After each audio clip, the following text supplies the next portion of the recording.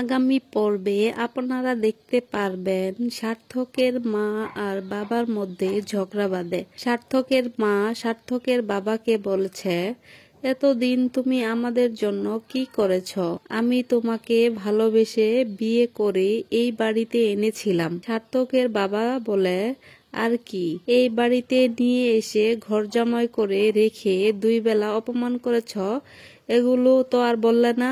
আমার মেয়ে আঁচলকেও তোমার মতো বানাইছ, কিন্তু সার্থক তোমার মতো হয়নি। এই বাড়ির দরজায় তো বউ এসে দাঁড়াবে, সেটা রানী হবে নাকি অন্য কেউ, সেটা হবে $1 মিলিয়ন কুর্সি। সার্থকের দাদি বলে, এই বাড়ির দরজায় রানী বউ হয়ে দাঁড়াবে। এরপরে দেখা যায় সার্থকের বাবা সার্থককে ফোনে বলছে, ওই মেয়েই এই বাড়ির দরজায় নতুন বউ হয়ে আসবে। সার্থক বলে, কিন্তু কেউ যদি বরণ না করে? তখন সার্থকের বাবা বলে, কেউ যদি বরণ না করে তখন আমি বরণ করব।